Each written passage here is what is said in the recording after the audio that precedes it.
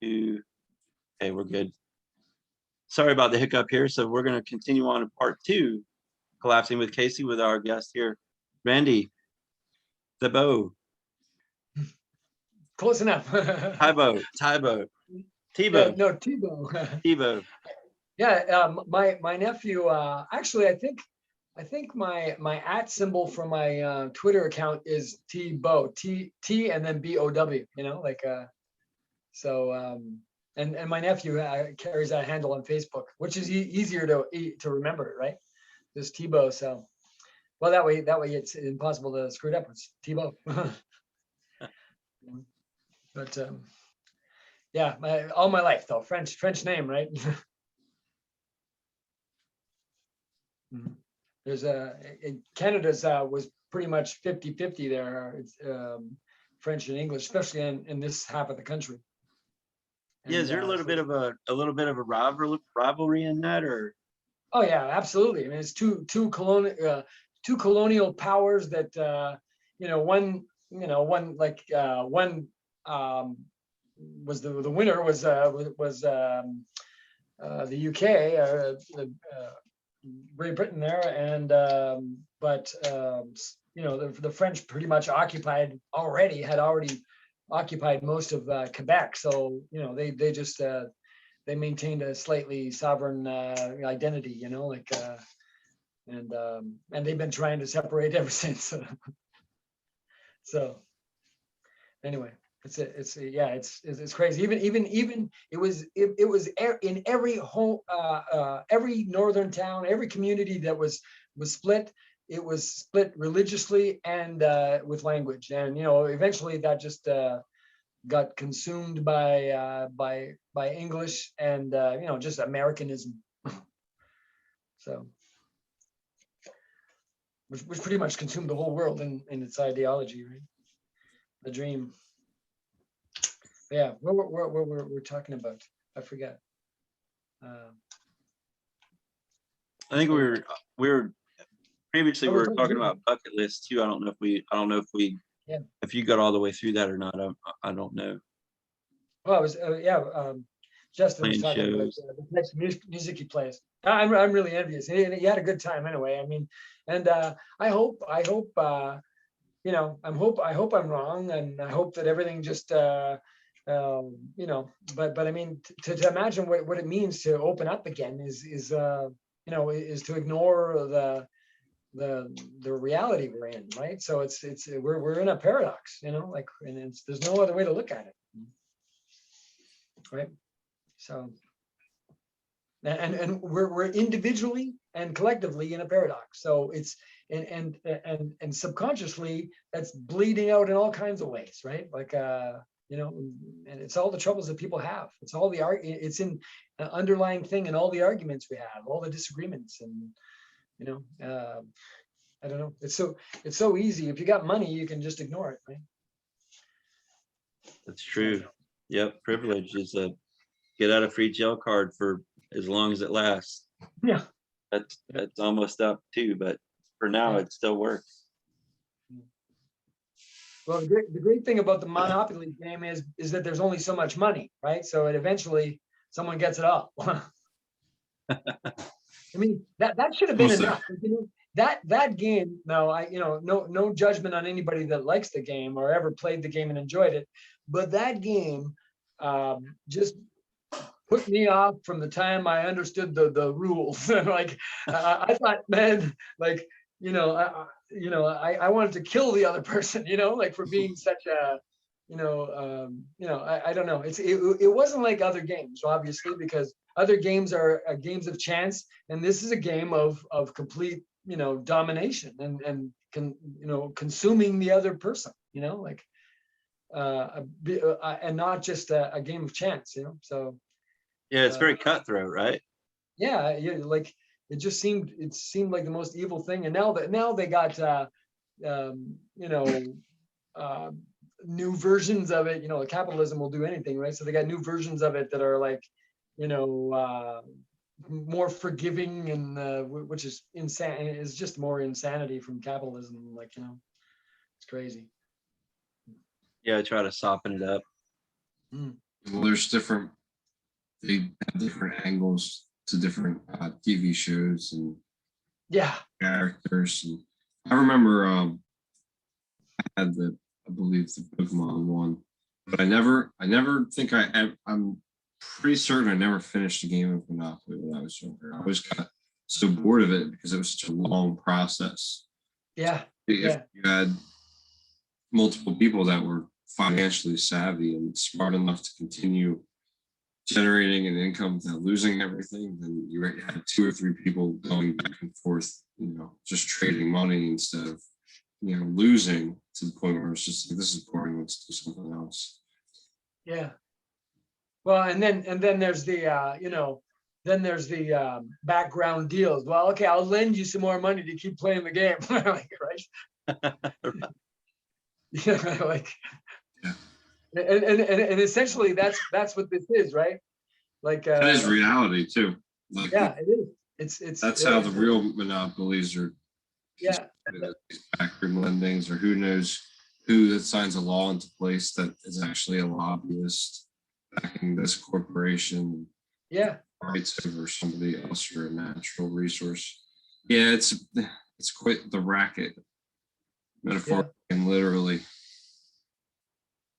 I remember decades ago, people used to argue with me that, no, Joey, monopolies are illegal. They're, the government won't allow monopolies. I'm like, what the fuck are you looking at then? Everything is a fucking monopoly. I mean, just because you have 3 cable, choices of cable and 1 choice of, or 2, maybe 2 of power and water, in 48 fast food places, that's not fucking, That's not choice. if there's almost 8 billion people in the world, and you've got like what something like 8 car companies, that's a fucking monopoly, right?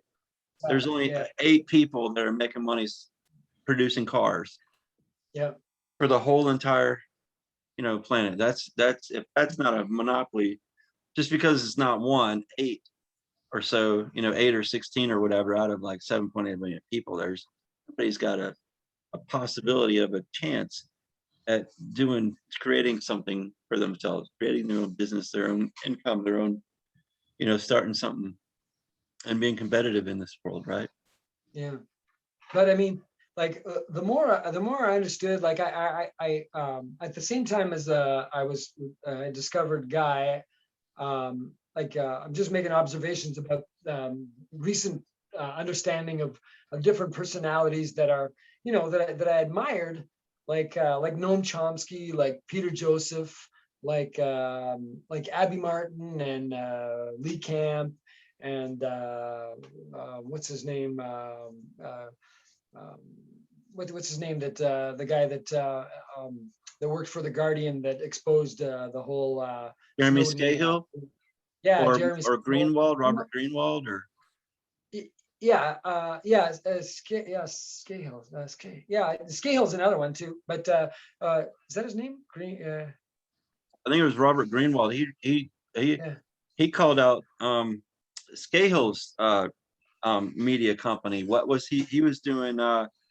I forget the name of his media company that he was doing, but he protected oil at some point, in oil or something like that. I forget.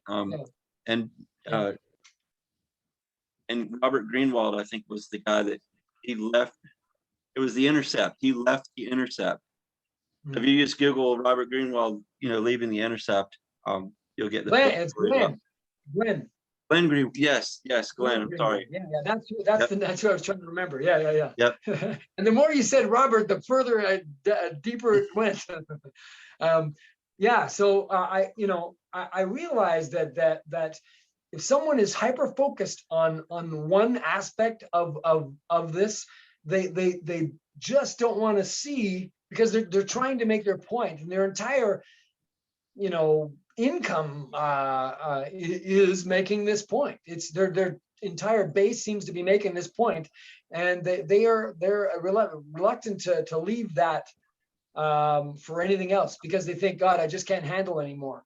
But what they don't understand, and which what, this missing link thing that I've been trying to figure out is like, what they don't understand is that, it's just like you got a giant beast and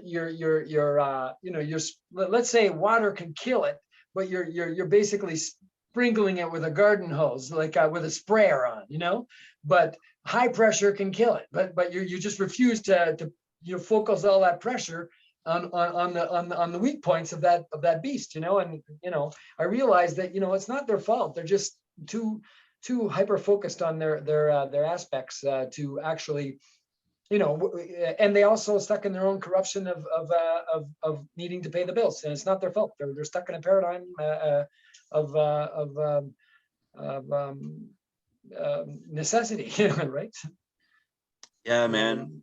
I've been really let down by a lot of people that I used to look up to. Like, earlier you mentioned Noam Chomsky, and he is so not online with human extinction and No, nature that he says he's still saying that it's going to be another 10 or whatever years before the forest in the Amazon is going to be a carbon emitter instead of a carbon sink. yeah, They are already, the Amazon rainforest has been a carbon emitter for well over a year or more. yeah, So Chomsky is, he's right out. He's no longer relevant, legitimate to me. All, Democracy Now, the all these progressive radio and media outlets just are, they're still promoting, we can fix racism by voting, and that's yeah, 100% bullshit. yeah, And they're, and people, they won't even acknowledge that there's not going to be another federal election. yeah, That's well known, right, within the government, that there is, yeah. they know we're done. There will not be another federal election. Yeah, and that's why I thought Trump was going to be the last president. I really thought, if it goes, Trump isn't going to be, but He's such a good distraction that I really thought he was going to, yeah, I thought he was going to be the last one, because he's a perfect distraction to keep everybody talking about the wrong things. yeah, And then Biden's just weird, like how they chose him, I guess, to try to make it look like they're trying to do better than Trump. But it's all still just the same shit, just under a different, different headline, different name on the headline. yeah, yeah. I like the last year, and like I've tried to soften my approach because I was pretty bad at first. I think I pissed off a lot of people. So I'm still trying to trying to be clever, and I've got a few followers that are in the tens of thousands and 100,000 people like on Twitter now. So I'm still going to keep working that avenue, if only just to spread Guy's message, right? But I'm not like I'll throw because Thibeault does such a great job, right? And it's more it's he, the way he does it is he ties in the emotion and the humor, or the slap in the face, or the wet noodle, and then you get Guy's wit and just and the truth. It's perfect, right? I love you guys. We should put together a list of Thibeault's like like best videos, the best ones we can whip out to people, because they're good, and especially with Guy. And then obviously that'll send Guy a lot of traffic, once they see him talking with because Thibeault's so creative, he's so good. Like, I wonder who this person is. Do you like anybody ever have him? Maybe you can get him on. We've actually worked on that. We just sent a guy a message last week, and he didn't respond. Well, I mean, Guy did. Guy responded and said that he forwarded our request to Tim. But what was kind of cool, even though he didn't respond, is he did make a little 4-minute or 7-minute video on the introduction to our Earth Day live stream that we did with Guy and Pauline and Kevin. Oh, really? So that was no pretty shit. cool. That was a, I didn't I'm see that. honored. Justin, I think are honored. I know Yeah, I would. damn right.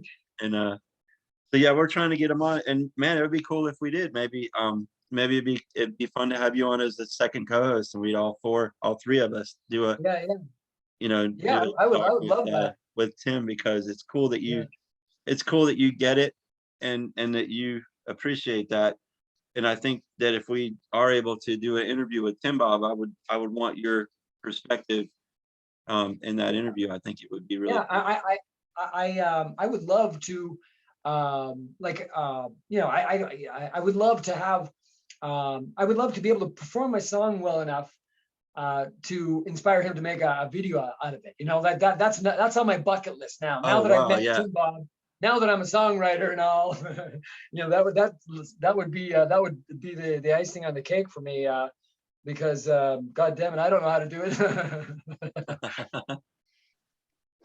Yeah, it was really cool seeing it was a short Tim Bob video he did.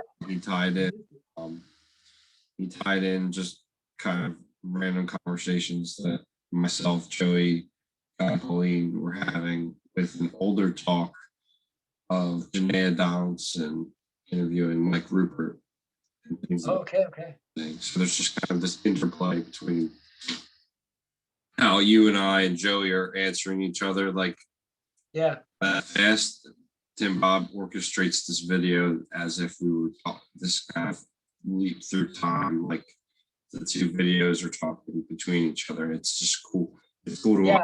Yeah, I've seen some of his the way he's been able to do that. I didn't see that one though. Brilliant That's work. cool. Yeah, it's called Casey Collapsing With. So if you just look at his channel, and my channel is Collapsing With Casey. Well, he named his show that episode Casey Collapsing With. Okay, awesome. You can find it that way. Cool. I can't wait. I think it'd be great to find out who this guy is, because he does some really great work. And yeah, I think I personally think that his work could blow up. Like, I really think that it could start being like there's certain videos that we should put together that really could go viral. That's a good point. Yeah, I really do. Honestly, I I keep looking at his page, thinking, man, if a certain percentage of the population gets a hold of his stuff, they're going to appreciate it.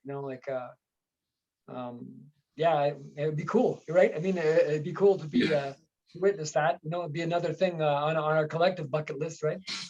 Even if Tim Bob wasn't comfortable doing out of a forum like this, I think there's a lot more people that appreciate his work. The more I discuss videos than I've realized. And I think that's really cool. Like you said, like, it would be great if more people discovered it. But a lot of people in the viewer community have caught on to kind of, the major players in terms of media generation. Guy and Pauline are doing videos. We're trying to generate media like this, to et cetera. So I just think it's a cool little movement we have. And if anything, that's all we can really do at this point, right?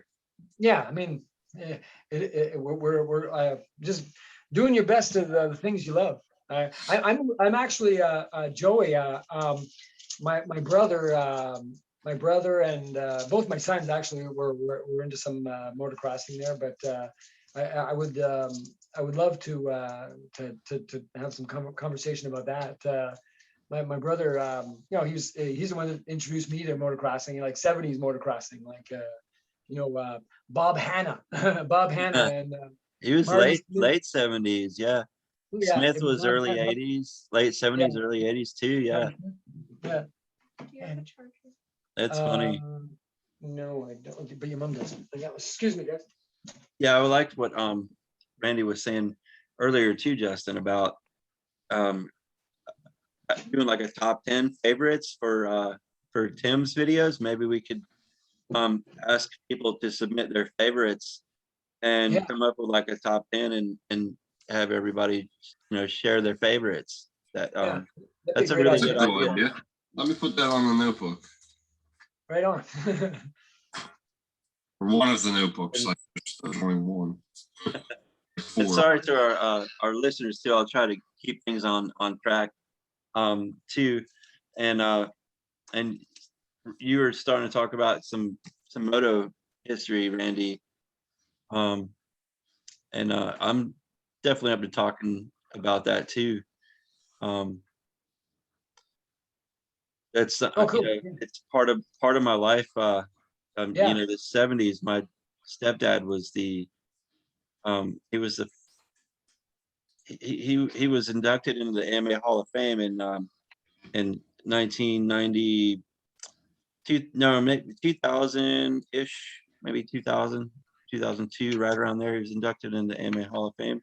He was the first paid factory motocross racer. He got paid by Kawasaki. That was like, and it was like $100 a month at the time. Which, I mean, back then, $100 a month to race dirt bikes was a lot more money than people realize what $100 is worth today. Yeah, Um, for sure. Yeah. so he was able to travel the country and the world, and got to do a lot of cool things. He was the 19. This is how fucked up my family is. So they're all pro-war. They're all they voted for Bush, and they love Trump and all that kind of stuff. During the Vietnam War, Barry, my stepdad, he took his draft papers and ripped them up. No, I'm sorry. He wrote deceased on them and sent them back. So he was able to get out of going to war, for one, even though he's pro-war. But he went out and won the 500 national motocross championships that year. 1968 and 1969 won the 500 nationals. Wow. Because he wrote deceased on his Vietnam draft papers. And this is, a family that talk about living in an opposite world. They're pro-war people. My stepdad all my life was, global warming. It's cold. It snowed last year. Global warming. They just can't. It's just a disconnect, complete disconnect. And there's no way to break through that. No way to get around the narcissism, because narcissism is just, when it's in you, it's there. You can't. It's almost like a terminal stage 4 terminal cancer that it's not going to go away. You're not going to fix that. You're not going to change that. You're not going to talk cancer out of the patient. Just like you're not going to talk the truth out of somebody that just lives such a lie. Yeah. Yeah, because basically, obviously we've all come to those conclusions in discussion as well, but it's basically you're asking their reality to be collapsed, right? And I think, I don't know who that made that analogy, but it's basically they think they're going to stop breathing if they stop believing certain things or something. I don't know what it is, but their reality will collapse, and so they just cling on to their lies. But it's anyway. I don't know. I don't know. It's gross, but I mean, but at the same time, how is anyone any better that knows but is willing to just ignore it? Just ignore it. Just go like I don't think that's any better either. Like that. I think that's just as bad, right? Yeah, delusion is Well, I think a terrible disconnect. I don't think it's healthy, but that's also why we've created such an unhealthy society, right? yeah. And not, when I say we, I mean not you and I and Justin, obviously, but we're all born into it, right? right. We participate, but we didn't orchestrate. Yeah. We've had to figure it out. Why we're different. Yeah. It's there's this, but I mean, they are, for all the conspiracy theories going on out there, those that maintain the power have, they endorse all this shit. They fucking push it. Like they push all the misinformation just to keep people divided, because that's what also gives me a bit of hope, because they're still, spending the money on that and taking the energy because, you know, something may be possible. I don't know. Like, I know that I sound just as delusional, but the fact is, it is an expensive business to maintain it. I guess it's inherently built in cost perspective that they've had to spend more and more money on. I'm just look at what elections are, and you know, but when you own the entire monopoly of the world, you're just taking money from one hand and putting it in the other, right? It's like they own it all anyway. So they look at car commercials, right? Car commercials is part of our, like I thought about that. Like it's so hard and expensive to market anything, and you think of like how much money it takes to market car commercials, but it's almost like everybody's paying for the car commercials. You know what I mean? Like everybody is, right? We all are with like, look at the Prime Minister of Canada bought a pipeline and out west because the contractors couldn't hold the bill anymore while it was being delayed by protests and all kinds of other things like poisoning lakes and other things that were standing in the way. But they own it. The government owns it, and they're the ones that get to say where the money goes, right? And when they're completely tied into the whole structure of it, man, the cost is all absorbed by the suffering, right? So anyway, yeah, it's a downward spiral of a plan, right? Yeah, it's gross. Yeah, It's gross and ridiculous, and just to have a conversation with people about everyday things, it's both redundant and necessary to stay with along and live along the rest of society. But God, it's so difficult, right? Because you're kind of shutting off a part of yourself that is the most important part, the part that makes you want to get up. Anyway. no, that's really well put, Randy. I think that because of what we know and what we have inside, and it's all bottled up, and we have to keep that bottled up in order to go outside, go to our jobs, go to the grocery store, go get gas, deal with people in traffic. It's just everything, every little interaction, from paying your bill at your to your mortgage company, or settling something where they didn't get your payment, and you did pay for it, or having to go to the doctor, or all first world problems too, right? But it's frustrating doing that every day. And it's Yeah. like I throw up every morning before work if I have to get up early. Stress of like how long this day is going to be, where I'm getting up and I'm bottling up everything that I know, and all these desires that I have to just stay home and relax and know that this is the end. But I have all this anxiety as I'm getting up in the morning that I just vomit, and then I go to work. And I try not to vomit at work so I can I'm go sorry. throughout the day. And I Yeah. usually do. I haven't vomited at work again yet since I've been back there. But it's a struggle. And I can't talk about anything like this with anybody else. There's they would say, well, go to the doctor, go to the psychiatrist or something like that. There's Yeah. nothing they can do. I can't Yeah. take what I know and what's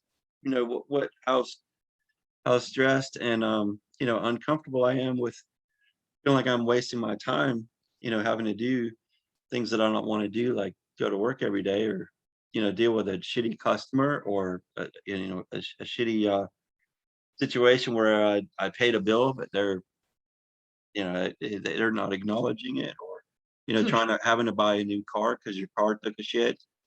Whatever it is you're having to do that day, it's just all such an extra pain in the ass, and that now that things collapse so much as they have, we're still, we can still go to Burger King and get a burger.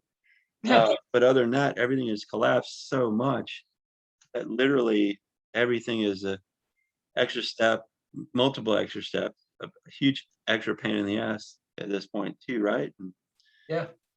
And that's why, like that Burger King I just mentioned, they're literally like two Jenga puzzle pieces away from not being able to get meat or chicken or buns, so Yeah. many, and that's not that's just not my 3 Burger Kings locally. That's every Burger King Yeah. in the world, right? Yeah. So it's just like we're watching the Jenga puzzles fall out, and Hmm. oh shit, the middle is Yeah. still kind of it's Yeah. It's teetering. crazy. Yeah, it's crazy. Talking about data collection. I don't know, like, do you guys, when was the first time you guys heard about scientists being silenced? Like, That's a good question.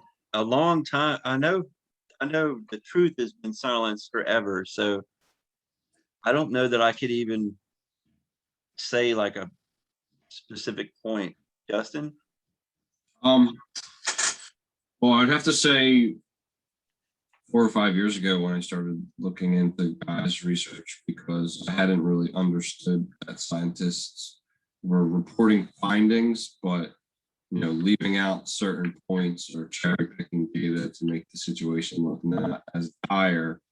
And then you hear things about I don't remember a lot of the names off the top of my head. I do remember the case of Jason Box, who was a scientist at Ohio State that had to move. I mean, he chose to, but he essentially had to move to Denmark to continue to conduct research on the level that he was, because he was saying, things like if a fraction of the carbon that's released from the seafloor in the Arctic is released, we're fucked. And he tweeted that, and he got a lot of flack for saying that. So that's just one example I can think of. Yeah. So Yeah. a lot of people toting IPCC projections and ways and reasons, scientists toting ways and reasons that we can engineer a fix, or we can lower the severity of climate change, or we can mitigate the damage coming up. I see a lot of that kind of science anymore. Distraction science. Yeah, yeah. it's like all of the. Sorry, go ahead, Randy. Oh, I was just going to say, in Canada, so it's kind of around the same time. Like it was because we had, before Justin Trudeau, we had a conservative prime minister named Stephen Harper, and he was totally, he's the one that sold half of the Canadian wheat board to Saudi Arabia, and he was the one that was. I heard that he was silencing scientists. Then there was a group of scientists that were trying to get on the news, and they couldn't, and it managed to make the news, and then it was it was kind of just hushed after, but he was the one that was I guess about 6 years ago now. It's almost exactly 6 years ago. He was still in power, and I went to the Parliament Hill there, and protested with my son, C-51, and it was it was powers of the government being able to spy on us, and basically hide and turn things into, basically it was the whole fascism starting, right? Gave them sweeping powers, and they were able to say, it's national security. And then I realized this growth of this CSIS growing in Canada. Like there was a big because I was in the construction industry, and there was a lot of contractors that were working in there that I talked to that said, look, you're given, it's just like working in the Pentagon, basically. That's what it is, the Canadian Pentagon. Like, you know, could you imagine the narcissism going on in there, right? And you know, and people are just so, you know, the military industrial complex, I tried to figure out like what stops, you know, wise soldiers from recognizing their brethren are killing themselves for war, you know, and it's all hierarchy and privilege and power, and so in all the levels of it. So in this getting back to the CSIS building, you know, that you're given a map of just your room, and you bring the wire into there. You're not allowed to know where the wire is going, what it's for, and which is crazy insane for an electrician who needs to wrap his head around the grid of that you're putting in, right? And so I was told a lot of things like that, and you know, and I know people that work there, and I realized that, wow, that's when I found out about the 5 eyes thing, like, you know, that the US, Canada, UK, Australia, and who's the fifth one? Is it New Zealand? I don't know. Anyway, and the 5 eyes, you ever hear that? Anyway, so that's right around the time I heard that there were scientists were being silenced. And then I'm like, what are they, what is it they're trying to report on? You know, like what is it? And I had already discovered when I worked for CP Rail as a conductor and not long after a locomotive engineer, that, you know, the railway basically had a greaser at every curve. And I mentioned this to Guy when I had that interview with Guy about 4 years ago there. That there was a greaser at every curve, you know, and there's in Canada there's lakes that run through the country, high and low, you know, basically that are on different water tables. Some of it's going up into the Arctic Ocean, some of it's going into the James and Hudson Bay, some of it's going into the States, and all these water tables, all these water systems are being injected with this with grease to stop the wheels. So I mean, we've been polluting at this level for, you know, however long the hydraulics and electronic system went through for the rail system to maintain, so like the wheels to keep the trains on the tracks. So it's been going on forever, right? So, you know, like, but how did the education, like Paul Beckwith, it'd be nice to get him on too. Maybe you can convince him to get on too.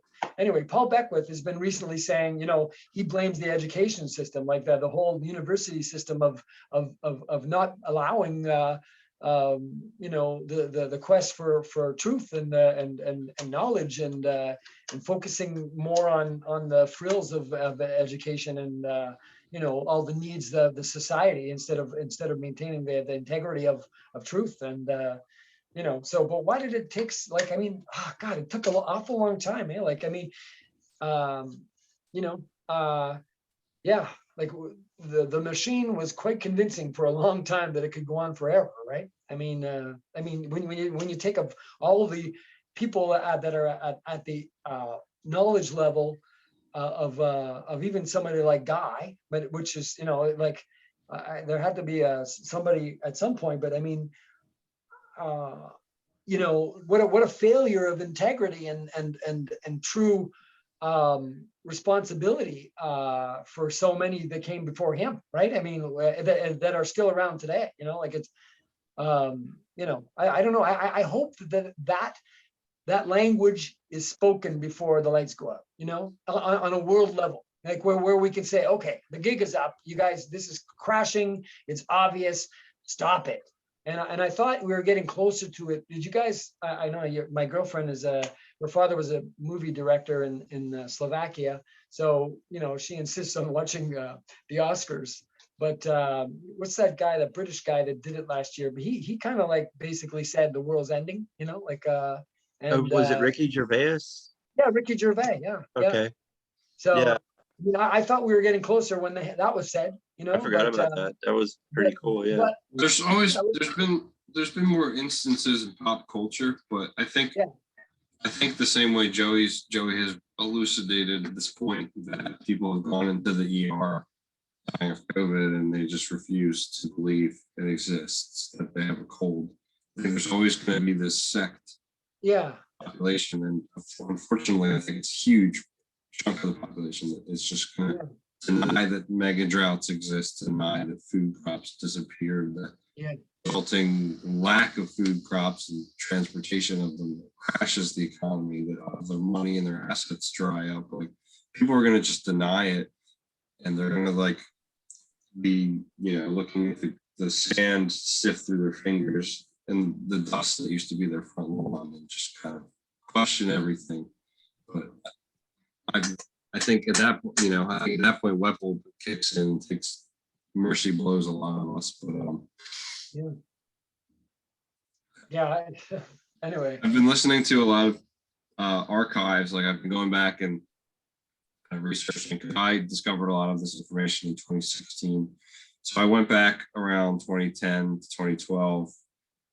Up until today, I'm in this chronological process of going through, things like Nature Bats Last, Kevin Hester's blog, the Lifeboat Hour, Mike Rupert's podcast, kind of in order, and kind of assessing the situation from 10 or 9 years ago at this point.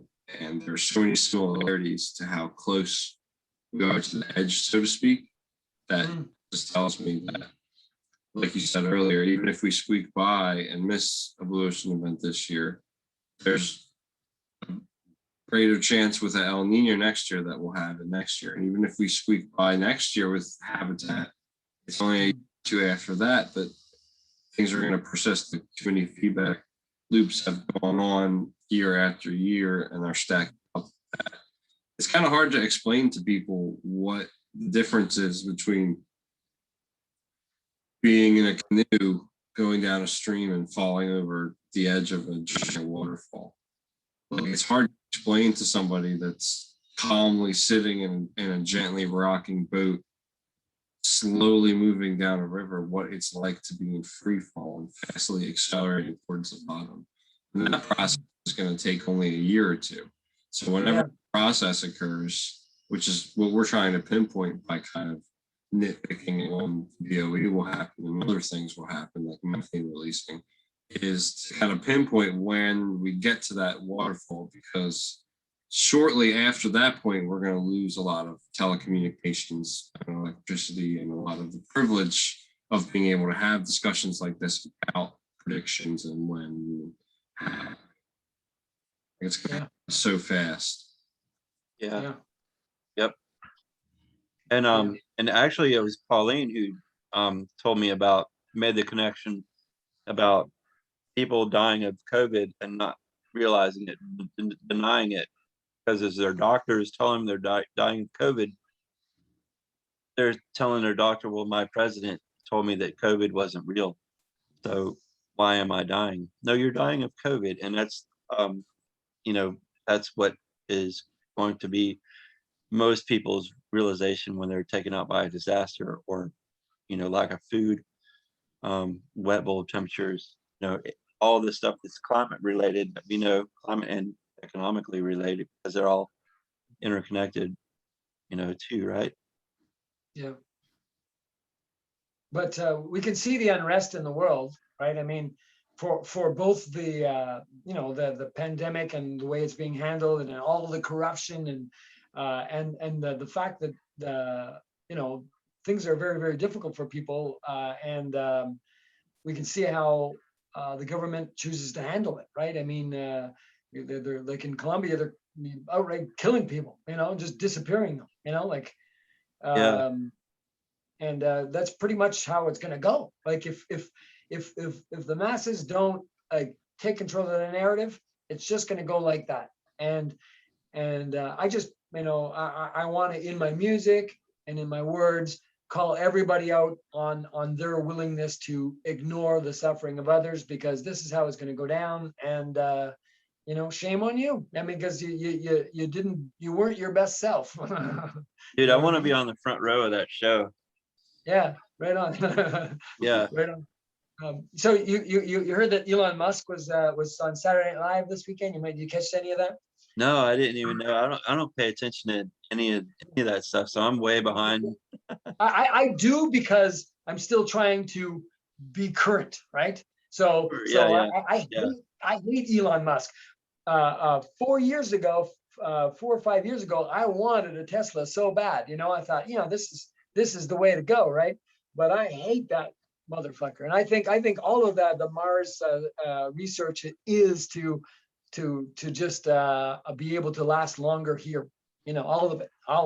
And he a couple of years ago, he was on Joe Rogan bragging about the fact that he bought a hole digger, just giant digger, just digs tunnels in the earth. And Joe's like, yeah, for what? Like, Joe Rogan, who thinks he's like, everybody thinks he's the guy's, he got like, I don't know how many, he got like $100 million contract or something with Spotify, Really? while they're robbing a real artist, starving artist. They give this asshole $100 million, and he doesn't even understand why Elon Musk has a fucking hole digger. Blows my mind, the ignorance of people. But Sure. and so I realized that all these vehicles, that's all just post-apocalyptic vehicles. Like it's armored vehicles, and it's people don't understand, and I call them out all the time, just so that I can do that. So to put things into perspective for people, and I'm at least being indulged enough by the odd person with a lot of followers that follows me. I'm not overly flattered by it, but it does make me feel like I got to keep going with it. As Yeah. much as it. Anyway, I think all three of us have like everybody has a different role to play in any of this. Niche, yeah. There's a lot of different niches. And that's what you were saying earlier when you were talking about how I kind of delve into some data points that everyone does have a different strength or something that can contribute to the conversation. Like, absolutely, because I wouldn't have an idea, but you lay it out for me. You know what I mean? But but one of the neat things about that is one of my strengths is informing data. Another strength Joey has is kind of networking information and getting together groups towards and directing them toward a dialogue. And then the cool thing is doing these kind of things, we tease out what we have in common. Like a lot of us share this interest in music that is centered on kind of like, music as a common language, a way to explore sharing our sentiments about doom and reality, and working on doing it more like acoustically. But currently my one project, Grim Thinker, all of the songs are oriented like, we don't have a lot on Facebook right now, but one of the songs is called I Don't Know, which is very straightforward. It's just a song about anxiety and kind of being trapped in indecision. There's a song called Devastation, which is like a really short, self-explanatory song. And then there's a song called Concealer that has a lot to do with addressing like domestic abuse and different issues of kind of structure violence type subjects. So we try to cover a lot of bases on top of Extinction about, like social critique of, what people our age are seeing of the world and interpreting, the bad things and having them as what they are, so to speak. Yeah, right on. The fact is, the message, we know what it is, like it's we all have the same message, but there's so many different ways to say it that it needs to be said in those ways, or otherwise there's no chance for it to be absorbed. And only bringing commonality into it is the only chance that it has to reaching that whatever's stuck in between the message and the receiver, right? And clearly people are becoming more and more in the need to know truth, and that's why they're working so hard to conceal it. And that's why, obviously that's why Trump happened, right? They needed something that was larger than life, psychopathic. The likes of Trump couldn't have happened in the 90s. Like, you know what I mean? People would have been like, whoa, wait a minute here, with everything that's happened, they just became more gullible. But it needs to be said in every medium, every dialect, and I think people are doing it. I have friends in this little open mic thing that that I'm involved in. Their music is revolutionary too. So I think, you know, I think the right people are starting to sing about the right things now. The music, because I mean, you know, like I think the you know, the asshole song age is over. You know, like you know, the age of assholes is almost over. You know what I mean? We're all going to be humbled by the you know, every day that comes. We're going to be humbled by the magnitude of destruction and hardship that we got to somehow come together on something, you know, like, and you know, I don't know. Can I read some lyrics to you guys? Oh, I don't know if I can. I don't, I got to get a second, I got to get a second device so I can do that, because it's in my phone. So Oh, I I can't, gotcha. yeah. Yeah, I wrote a pretty neat song, because so I've been you know, all this music writing has been channeled from, you know, this whole Diogenes thing, and maybe we can get into. I don't know how much longer do you want to keep going with this. I mean, I could talk all day. I've gotten into the religious aspect because I really think that there is an underlying. Basically, we followed a narrative, and that's part of the reason why we are where we are too, right? We pretty much followed it like this prophecy, like a roadmap, you know, like, and I've said that before in several ways, and I think because I hate dealing with the hypocrisy more than anything that now, you know, like I want to call hypocrites out on it, you know, because and who isn't more hypocritical than a Christian who doesn't understand the message in the first place. You know? Yeah. When I was younger, I was raised Catholic, and I used to tell people that I wasn't a Catholic, and they'd be like, "What do you mean?" Because in order to really practice the religion, you have to kind of live the teachings and treat other people. And I kind of recognized that I wasn't going to church and I wasn't doing a great job of being a good neighbor and all that stuff. And I told people up front that I'm not a good Catholic, so I'm not Catholic. So I don't reflect the beliefs of the religion enough to call myself a real, you know, person that practiced it. People really, I got a lot of shit for that, especially in my family when I was younger. But you know, that was a whole nother world when I was. But I mean, you had the courage to you know, make your stand on your beliefs. You know, I just I humored my parents. I humored people. You know, I still do today. So you know, just And yeah.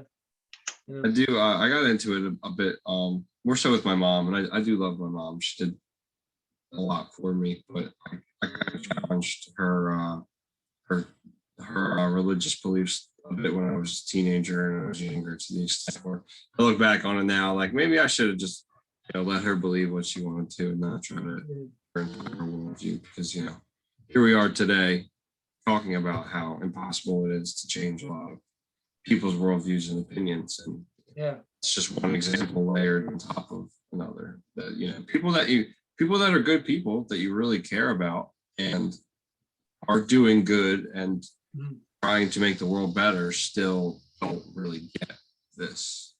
And Yeah. that's frustrating because it doesn't make them evil. It doesn't make them worse people than me or you. It's frustrating because it's like you think in your head, yeah, you're doing good, but you don't realize what's going on. And you want people to know that, but they're looking at you like, actually, I'm doing good. You're actually not.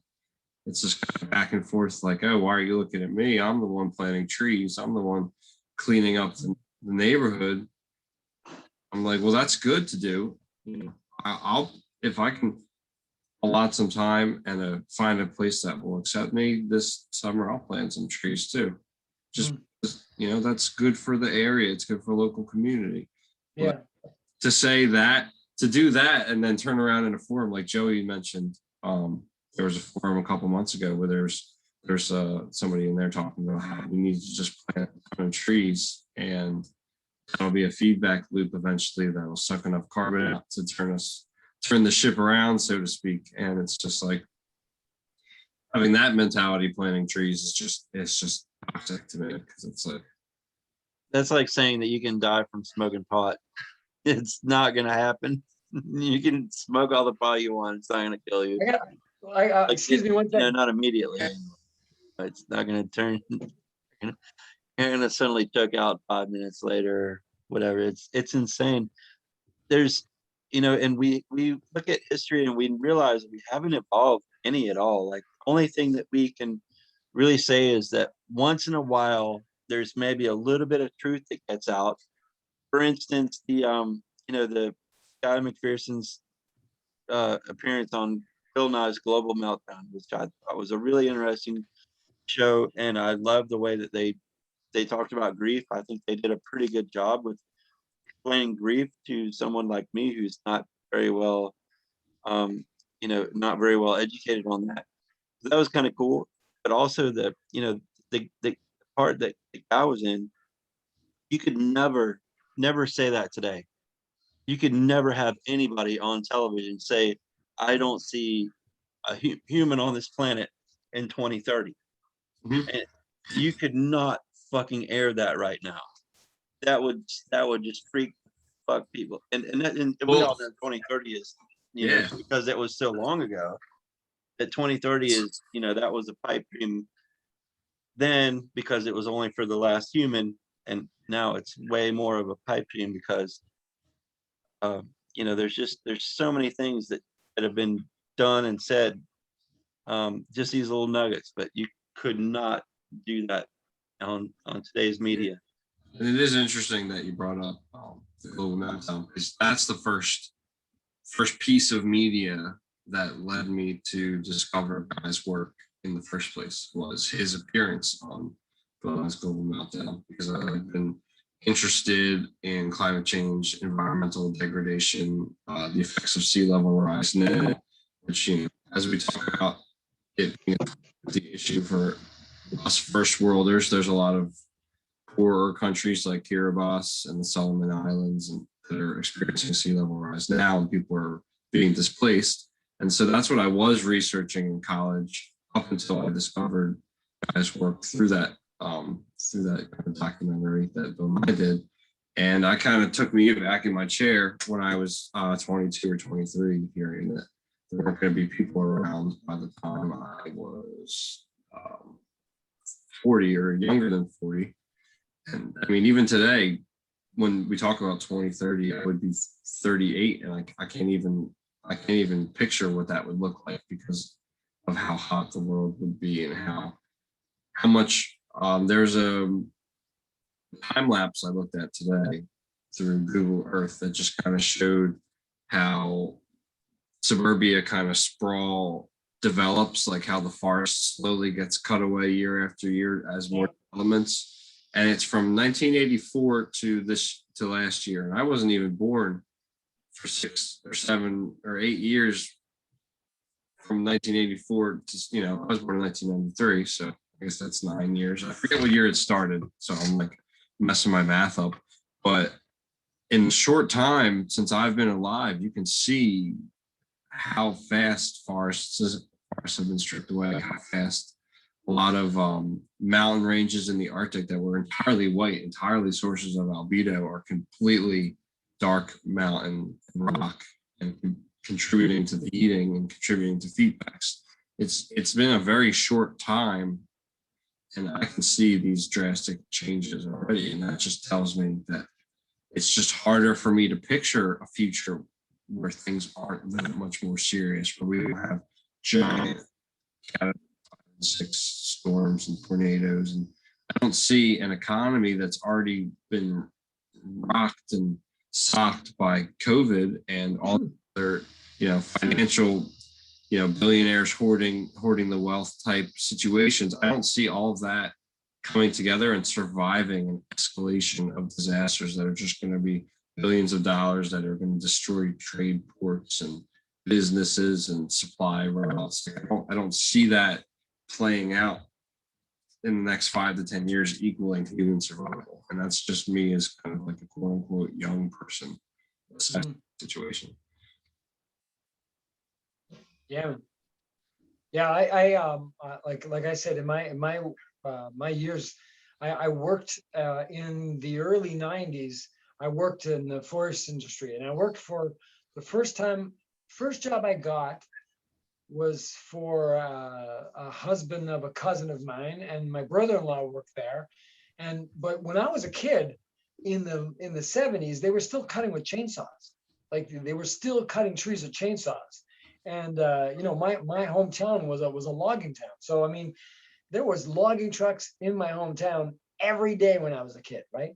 Like every day there was like a load of log trucks at this coffee shop, that coffee shop, stopping in town on their third load, tractor trailer load of the day. And so I got to see my town, and my town was built on that.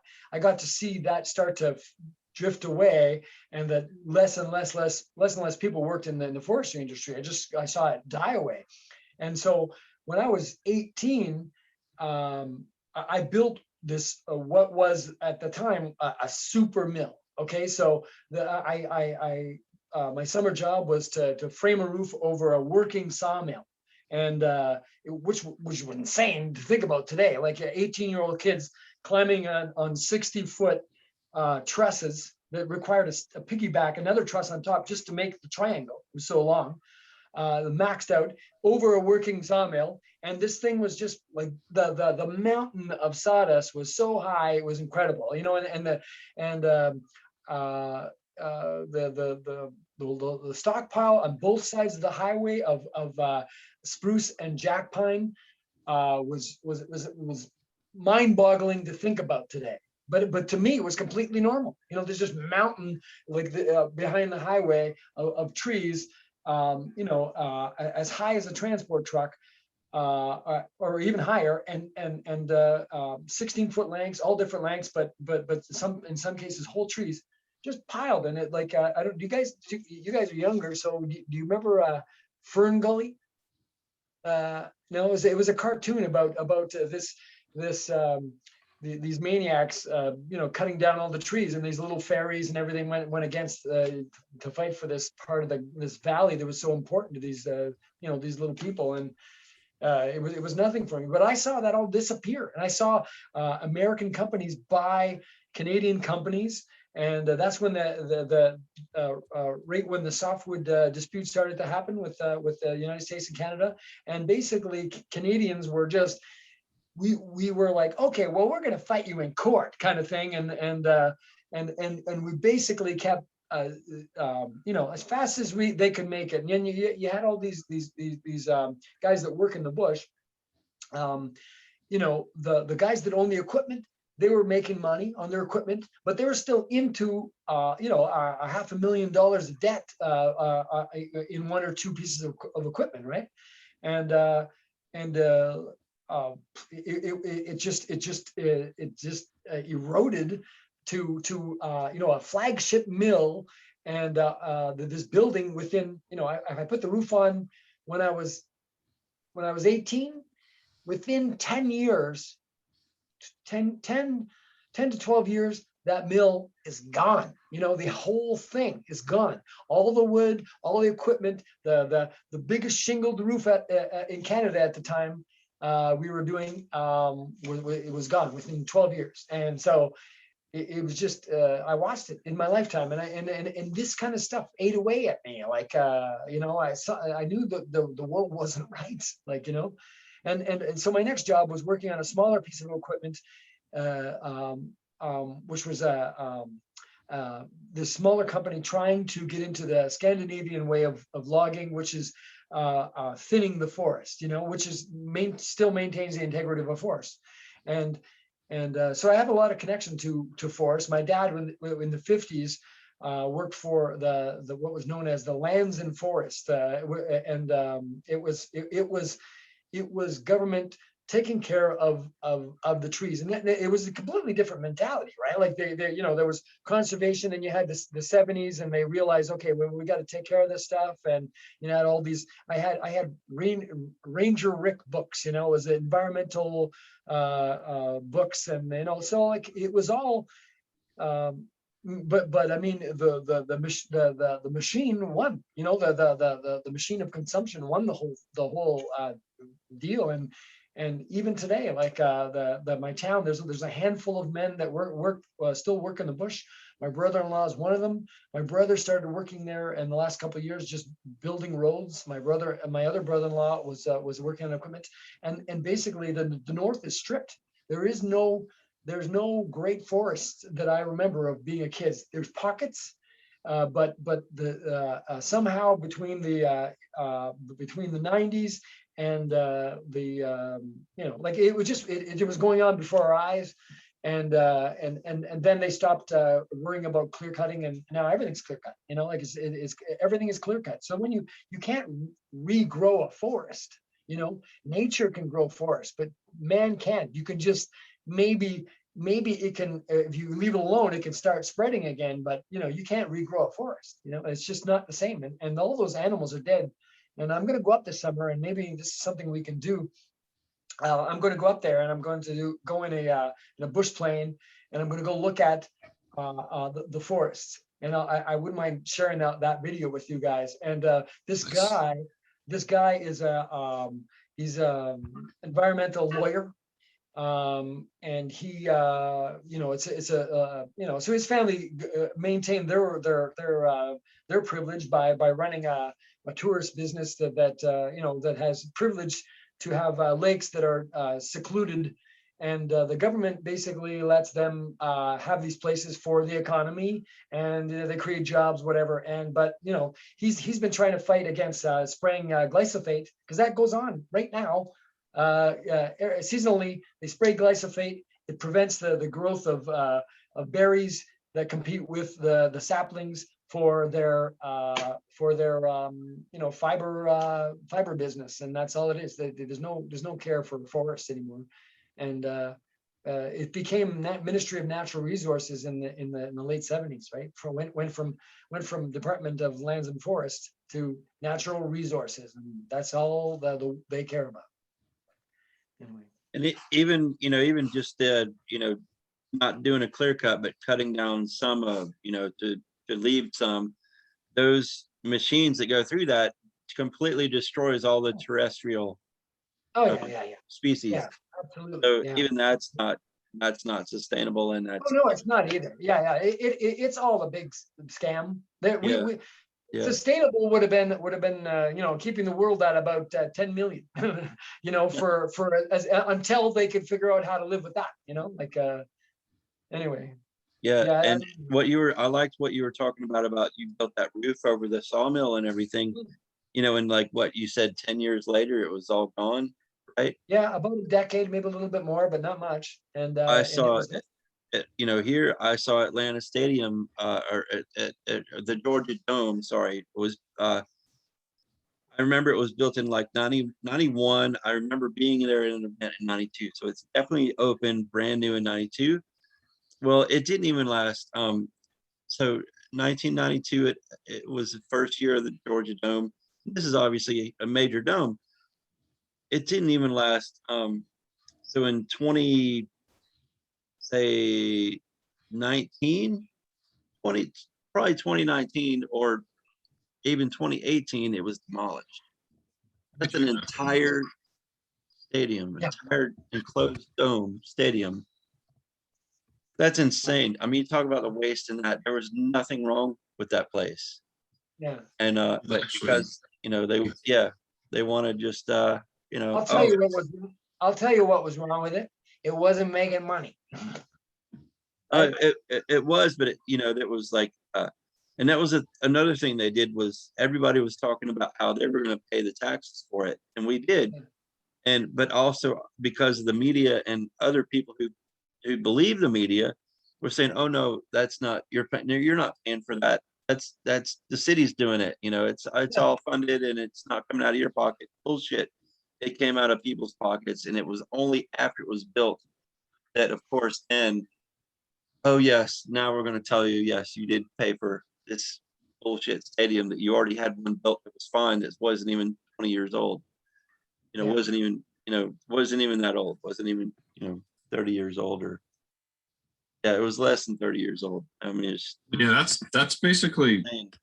the quote unquote lifespan of a United States sports stadium. Because I remember when I was younger, growing up in Philadelphia, the baseball stadium got imploded, and it was kind of old and falling apart, but it was only 33 years old. It was built in 1971, I think. So it's like that's really not that long of a time, and it was a massive structure. It took an entire minute going in a circle around to detonate it. It was a huge structure. I was just looking up the YouTube just now to make sure I got the date right.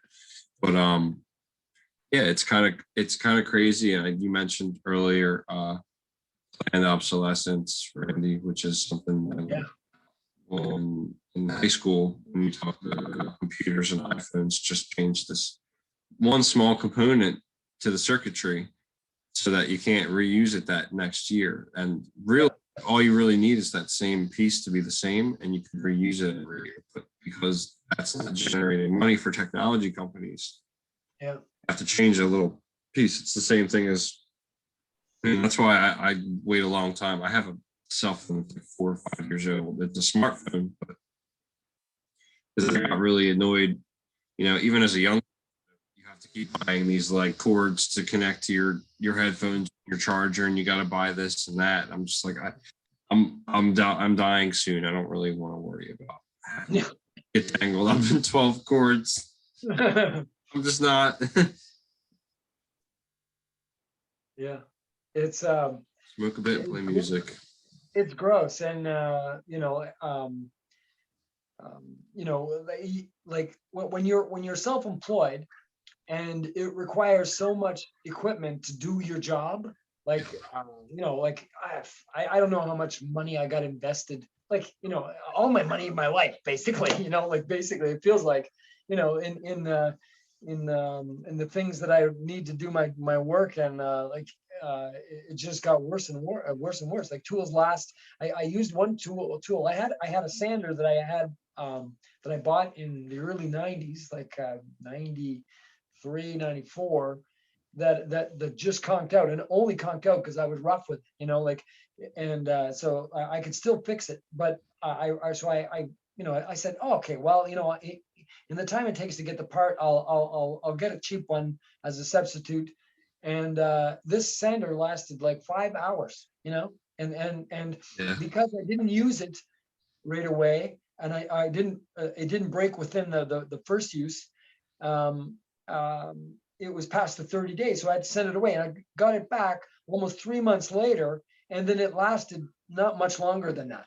So now I got a sander, like I'm not even going to bother sending it away anymore, because like I'm so past the point of dealing with the nonsense that I think that we should advocate for a day where we get to take all of our fucking junk that the government, all governments of the world know about planned obsolescence, but that they know, and they know that it's planned into the system, and it makes sense, and because we have to keep people working and all this. We should take all of our fucking junk and dump it on the streets, and say, okay, all these companies can deal with cleaning this up, deal with it. You guys deal with it, not us anymore.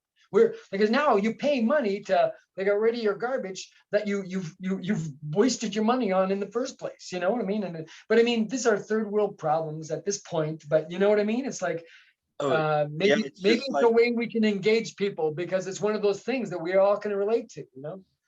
It's Yeah.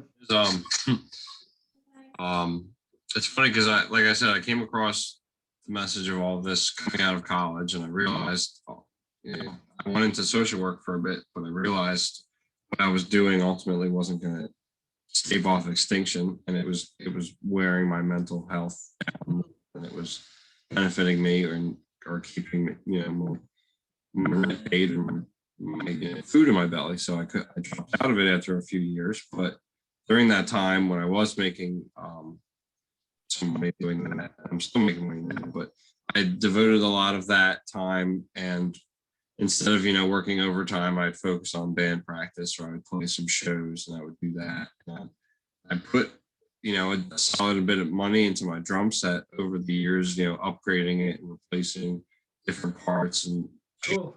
nice. So I did that knowing that what I wanted to do, which is play music and share the kind of awareness of doomer culture through music, wasn't going to make me a lot of money. It wasn't going to make me rich or famous, but I still kind of work really hard at these kind of low wage jobs that take advantage of you, so that I can make enough money to put in, to my art while we're here, because that's all the time it will have meaning for.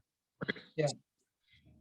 It's been a little weird to do that recently with the pandemic, but at the same time, I've also been able to save money not going to concerts and spending gas to go out and drive 2 hours to play a show in New York or right. it's gotta take the good and the bad at this point of everything. Yeah, right on. I hear you. Me too. Yeah, and what I was going to say earlier too about the whole thing about the companies collecting their own trash that they've sold us and is now outdated, and they need to come pick it up, but we can't even do that. We don't even pressure them to do that with frack holes. They've opened up.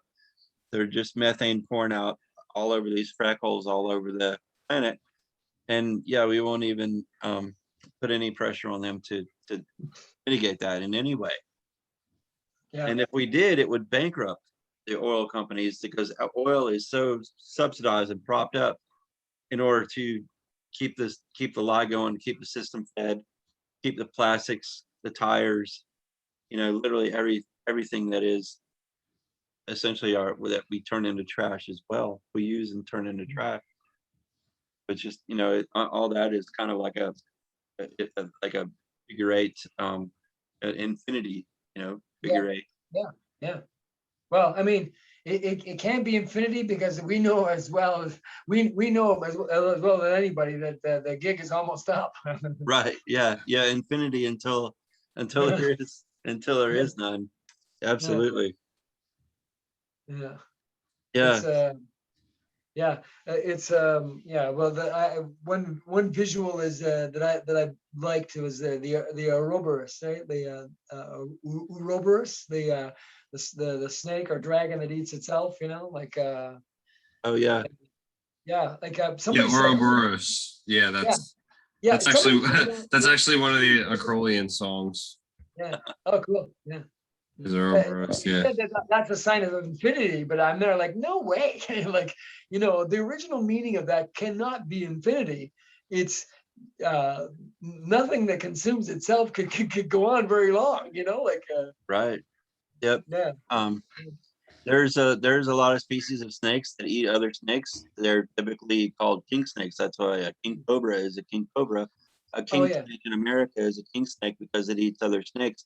Well, if you take a snake and you heat it too much, I was just reading a thread where somebody was talking about their king snake was like 92, 95 degrees. That's insane. They look to cool off at that point. That's a good basking area if they're cold, but if that's their ambient temperature, that's very high. So they're having a problem with their snake biting and eating itself. And yeah, and absolutely is because when you are basically being cooked, your mind isn't all there, right? So a king snake finding its own tail is in being confused, is going to, oh man, I'm gonna have some of that. I'm gonna have a meal. That's fascinating. That's that's very incredibly prophetic and irony, right? I mean, when you think about the meaning of the Ouroboros, holy Christ! And the really shitty thing is, for right now, that animal has, if it had the right owner, keeper, it wouldn't be cooked. It wouldn't be being cooked. They would have it at the right temperature, but you have, this is a poor animal that's in the care of someone who obviously doesn't know the parameters. And so they think that they're, for whatever they've been told or read, that this animal has to be kept at this level of heat. And it just makes that animal basically turn on its own body Oh, because wow. it's not healthy. It's Yeah, it- of course. No, but I don't mean to be insensitive, but I know you're a no, reptile guy. you weren't at all. No. Philosophically, I find it incredibly. I'm definitely going to put that into some writing somewhere. Wow, it's incredible. Yeah. Oh yeah, for sure. All right. That's crazy. But terrible to think. Did you guys see the? Do you remember the Australian fires? Like, the one image of the snake, like burnt snake. Like it was. Oh God, yeah, that's so. The skeleton, yeah. That really Mhm. hit me, man. That really hit me hard. Like, Because a snake is going to, especially this is a pit viper, rattlesnake. So they are going to seek that heat is something that they feel like they can strike at it and kill it. yeah, They don't realize fire is not really a daily thing for them to deal with. So they don't know better. So they're trying to they're trying to kill the fire. And wow. so they are literally, fighting that fire with venom and then are burned alive at that state of being in Wow. striking position. How tragic and how, just how tragic. It's It's a only, shame. that's only something that that's total climate change, photo op, Yeah. to capture. I mean, obviously, their fires happened before climate change, but knowing that the planet is burning, at this point, that fires are way more, are the level of fires that we are having are not normal, right? So it's very abnormal. So that's why I would, that Mhm. the reason why we were able to see that image. Yeah. Yeah, it hits home. It really hits home. Wow. Yeah, it was a very powerful image for me. Like, as many of them were incredible. Like the koalas. But all of these things, I think, at the same time as they're shocking and unnerving, they're also desensitizing the population. It seems too, right? And it's having a, um, you know, um, it's having an adverse effect on people's mental health, right? So um, it's we're dealing with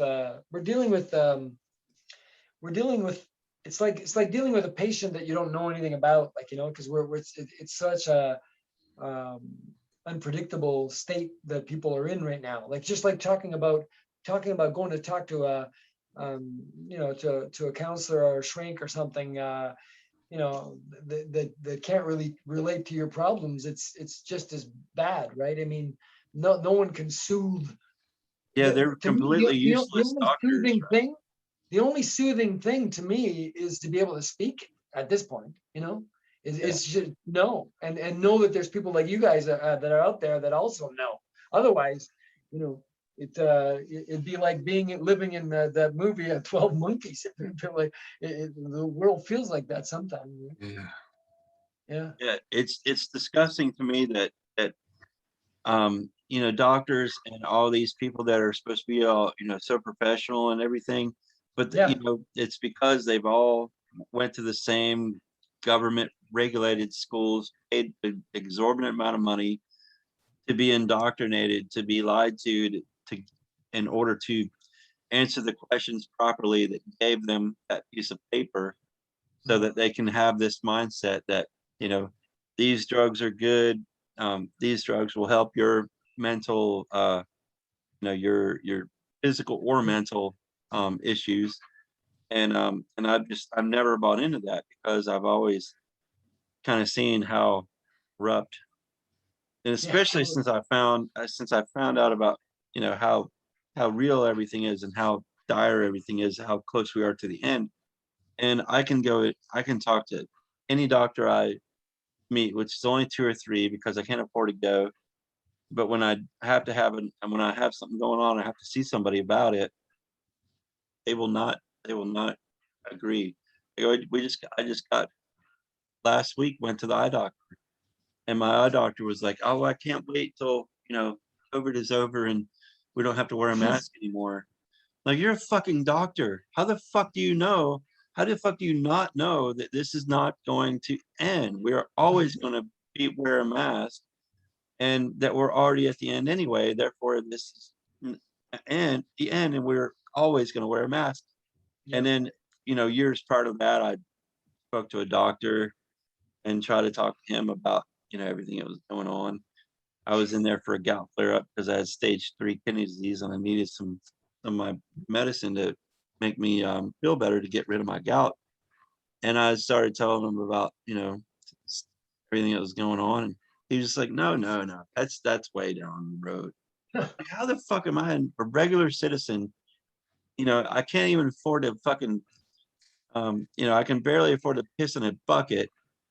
And you're a doctor, and I know more than you about life and everything. It's really it's just it's an insult, Yeah. right? So everybody, all these professionals, Yeah. or people that think they know what's going on, Yeah. or our family, or even friends that we thought were cool. I've just had to come to realize that everything that they ignore the reality, and it's just such an insult to have to live with amongst these people that are in such denial. And the denial Yeah. is, I mean, it's so apparently in your face that it's things are coming to an end, but the denial is so strong that we're weird guys, we're creepy, we're stupid, we're dumb, Yeah. whatever, It- and we have to, you know, carry on with like going through our daily routine. That's how we feel like when we leave the house, or we are out with anybody, or we have any kind of conversation with anybody, that we have to pretend that we're normal, and just bottle up our feelings Yeah. and our knowledge, and I, it's not I make healthy. people feel uncomfortable, Joey. When I'm out the odd time, I'll drop in conversation. I'll drop something, a bomb about oh well, we only got a couple of years anyway. So yeah, one of the songs that I perform is I do a pretty good job of 5 years by um, David Bowie. And I had only heard that song. I never heard that song before. I didn't. I don't know. I think because I never got my hands on a whole Bowie album. I always had Bowie as a pop star. But and then I'd hear because and I didn't go searching on the internet once that happened. I was searching everything else, right? So, but anyway, but I mean, if I sing that song, I'll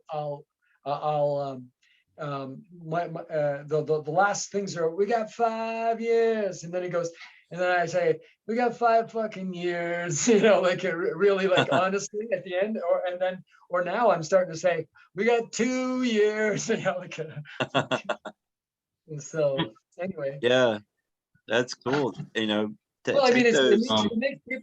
makes people accountable to the truth, like I told you so, like you Yeah, guys take fucking take those lyrics and make them your own, and yeah. you can. That's what the beauty about a cover is. You can do a cover really well, and you can just a minor change here and there can be a major difference, and also be very real and timely too, right?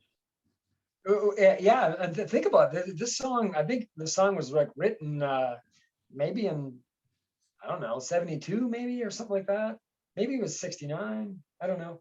Anyway, like he was fucking right on at some point. He almost died 5 years from the date. You know what I mean? It's bizarre. Like yeah, like I would have loved a conversation with him about that song, like before he died, like so what do you think? I was going to take the time to go through his lyrics of his last album, because I know he was in some pretty dark places you know, coming to, you know, he was battling cancer too, right? Wasn't he in the end? Is that what killed him? Or I know he wasn't. He was ill.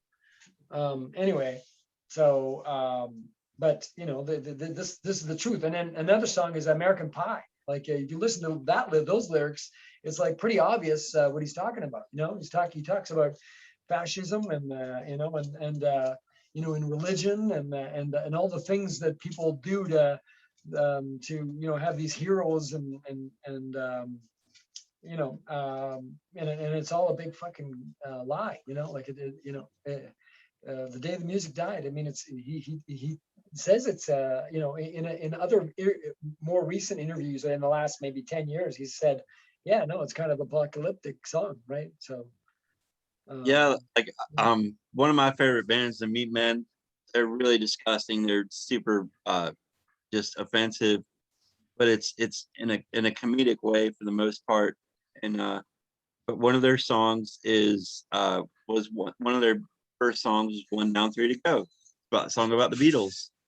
oh yeah, Well, you know, they had to rewrite that as they got older. You know, a few years ago, they had to do Two Down One to Go. oh yeah. So you know, it's like you can even cover your own music, you know, your own song and update it as you know, as things regress or whatever. Yeah, That's the you know, that's the beauty of art.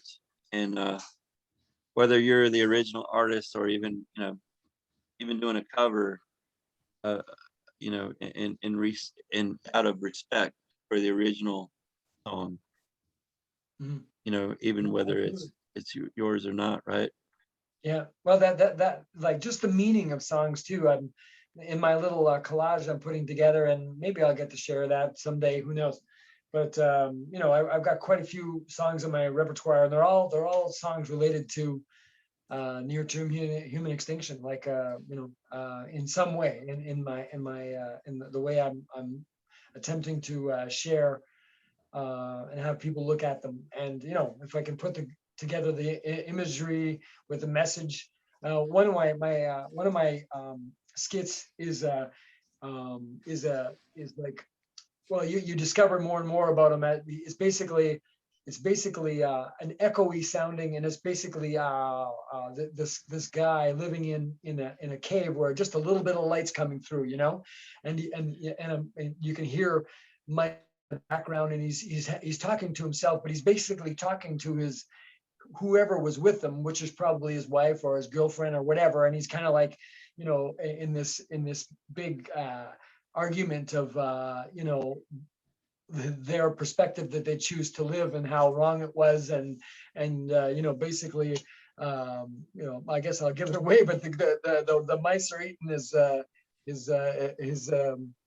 his girlfriend or his wife there, and he's next, and he knows it, right? He knows that he's wrong, and that's kind of like that's probably going to be the third one skit in the last one. And the last one is kind of going to end on a hopeful note, on a only love remains note, and but that one there is pretty dark, and it's I'm not going to put that one in. I'm going to try to get them hooked in with the other two first, so they don't walk out right away, because it's pretty graphic, and but you know, I've got a song for that too, right? Like Your set sounds like a really good comedy routine in that, you know, you this well, comic's going to come out and he's going to throw some hard softballs, yeah, and then, you know, so some people are going to leave and some people are going to be interested, and at the end, you know, it's like Stanhope talks about, like, every time I come on stage, I'm taking you all into battle.